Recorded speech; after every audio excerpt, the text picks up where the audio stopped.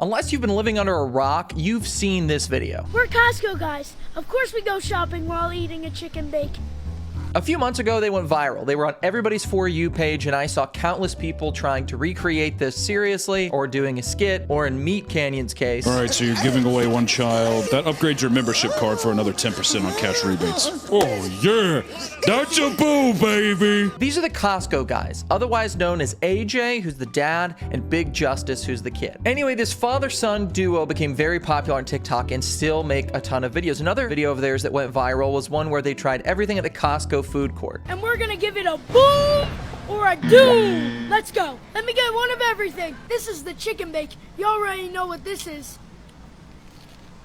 Boom! This was the start of their very popular series, Boom or Doom, in which they and other creators alike review different foods and give them a boom or a doom. I say other foods, typically it's just other creators that I guess they bring into Costco, and now it's pretty much just the chocolate chunk cookie or the chicken bake. I'm sorry for the spoiler alert, it's always a boom, but this wouldn't be a video that had Big Justice and AJ in it if it didn't have the one, the only... Just look at that face. The Rizzler. The Rizzler is basically another TikTok creator that they collab with that's often in their videos who just is a kid that does this. Or like the Riz thing. I don't know. I'm approaching 30 very swiftly. I'm starting to not understand the memes. This content isn't for me. However, this content is for a lot of people because while it does have modern day references like things like Riz, the timeless content that always has a viewership is content about kids. And if you got a little uncomfortable with that sentence, you're gonna wanna watch this whole video. You know where the bathroom is? Oh, this is a nice bathroom. What the hell? It stinks. So this is one of the videos that the Rizzler posted on his TikTok channel, and I say his TikTok channel, it's not actually his. Both of these TikTok channels are actually run by the kids' parents. And this becomes very evident if you go back in both of their profiles. One of the first videos posted on AJ and Big Justice's channel was just AJ, the dad. Telling you that you need at least a 720 credit score to be approved. Here's Mortgage Muscles telling you only need a 580 credit score. And don't forget to flex your mortgage muscles. As you can see from the video, there's no boom or doom or chicken bakes in sight. This is just AJ posting for what seems to be a real estate company. I assume he works for them or runs their social media, but there are many more of these videos if you scroll back far enough on their TikTok page. In fact, there might even be more videos of him posting the real estate content than there are with his kid. But as you can see from some of the views, they weren't nearly as successful as the content that he's doing now. There were times that he did get some pretty good viewership. I mean, this is one where he's reviewing, I guess, a barbecue place and he's getting like 17K views. That does pretty good. But the next video is, I believe, the first time we see his kid in a video, and it has 145,000 views. I'm back at Charm City in Deerfield Beach. And this is the big slop. Double meat, medium rare.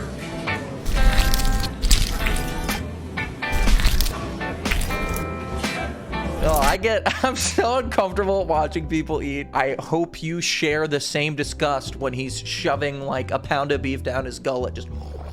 But I'm not the only person that noticed a discrepancy in views. I assume AJ did, because even though he did try and continue solo, the next video posted was with his kid. This video, I believe, is the first appearance of his daughter. And every time he has his kids in the videos, I don't think there is one that's below 10,000 views. In fact, they collabed a couple of videos later with another TikTok creator, 1.4 million views. It's a big jump from posting like real estate, should you pay X% on your down payment bullshit. And it's a similar story with the Rizzler. If you go back all the way, this guy started with posting videos of his kid. It's wholesome. It's a kid lip syncing and dancing. That is like the holy grail of content since the beginning of YouTube or TikTok or Vine. Videos of kids lip syncing and dancing. It's guaranteed views, man. But the thing that I noticed about this channel is the dad seems to be trying a bunch of different content with his kid. The first video to really pop off that I see, garnering almost 20 million views, is a video of his kid eating, I think it's Popeyes? Now that feels good. And he's a cute kid. He's obviously got a talent for performance. He's doing funny voices. He's doing little bits. But obviously in current day, the thing that was most successful was when his kid did this thing for the Riz or whatever. And since that blew up, that's all he needs to do. But again, we're not doing a content review. It is just important to kind of go back and see how the content has evolved, because anytime you put your kid in a YouTube video or in a TikTok, you are exposing them to a bunch of people that don't know you, that they don't know. You are broadcasting your personal life onto the internet. And I don't have to tell you, in 2024, the year of our Lord, posting your kids online isn't always a good idea. It's not always healthy for the kids. For instance, in AJ's daughter's first solo video, I was struck by the comments. Ashley Justice makes me want to boom. Cut down on the donuts. She really did make that boom. You've got creepy motherfuckers on TikTok, on the internet in general, that are going to sexualize kids. They're gonna fat shame and bully them. And even though your kids may have asked for it, maybe they didn't ask for it, they are now exposed at a pivotal point in their life to the absolute toxicity that is the audience on the internet. And this isn't exclusive to the earlier videos. You can go find fat shaming or the rest of that gross shit in all of their videos that they're in, which now, because it's successful, is all of them. And even though YouTube and TikTok do have moderation tools, you can delete people's comments or hide them. Once you reach a certain level of virality, it's unmanageable. No 1, 10, 100 people even could censor all of the vile shit being said. And that's just one of the issues I see with creating content centered around kids. Sometimes the people making the content, the parents, at the lowest end, taking the content a little too seriously, and at the most extreme, being completely abusive. Now, I want to make this very clear. I am not accusing AJ or the Rizzler's parents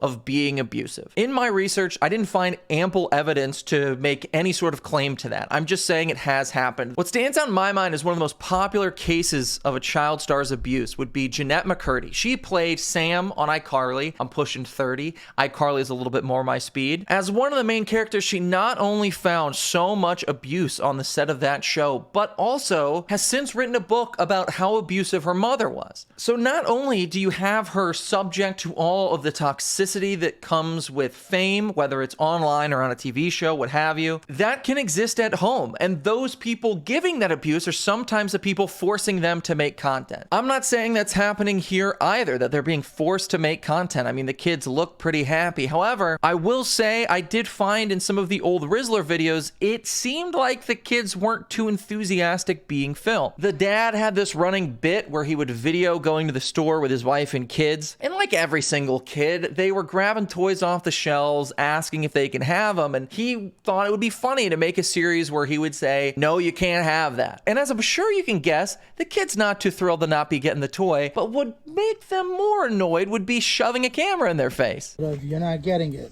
Turn it around. Christian. No. Turn around. Not getting it. Don't even ask her. No. No. Christian. Let me see it. Get this one instead. How about no, Scott? Stop!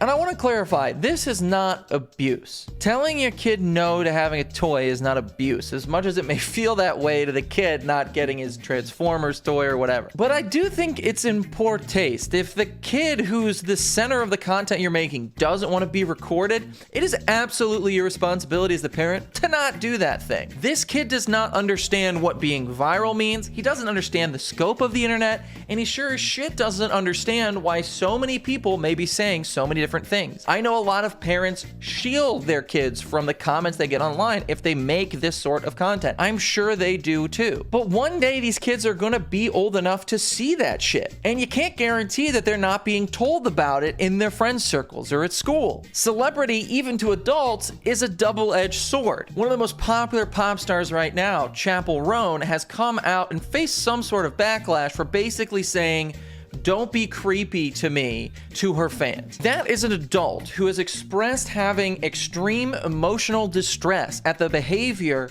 that comes with being viral or being a celebrity. None of the kids in these videos are equipped for that. And I have a hard time believing that if you're choosing to post these videos in the past of your kid being upset or crying, or you saw your kid being bullied or and continued to feature them in videos, that you fully grasp how damaging this can be to the kids. There was a popular video actually that came out about AJ and Big Justice filming one of their collabs, and I've seen people say it looks harmless. I've seen people say it's a step too far in the dad, but I'll let you judge from the video what you think.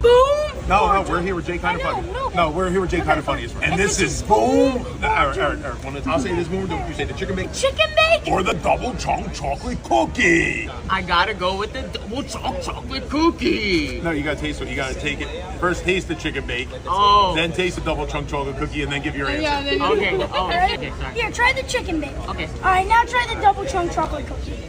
Let me do that one. Let me do that one. You ready? I think I'm gonna go with this one. Wait, hold on 1 second. All right. Okay, here we go. Now, none of us can know for sure if maybe this was too far, if maybe the dad is just passionate about the content and he's a really strict director. I know if that was my dad and I was making content with him, I wouldn't like it, but I can't speak for his kid. I will say it's a little like wild to me to see a kid when the cameras are rolling do the reason a lot of this content does super well on social media platforms is because it's very advertiser friendly. No advertiser is going to have a problem putting things on toy reviews or a father-son at Costco. There's no risk there for them, and thus they do make a lot of money doing it. And then from an audience perspective, if I'm a parent and I want my kid to only consume good content, I can feel a little safer if it's a father-son doing something fun, or for instance, again, a toy review. So it's a really weird, murky new territory that we've never had to deal with before. I remember just a few years ago, one of the biggest YouTube channels ever was Ryan's Toy Reviews. Ryan's grown up a bit now, but as you can see, still going strong, 37.8 million subscribers. If I'm a parent and I watch the content and it doesn't contain anything I wouldn't want my kids seeing, like swear words or what have you, I can be rest assured that these videos are gonna be a safe place for my kid. However, we then have to go to the flip side of, is the parent exploiting the kid for the money? Does the kid get any of it? I think in Ryan's case, they came out and were very transparent about it. Ryan gets a lot of that money into like a trust or something that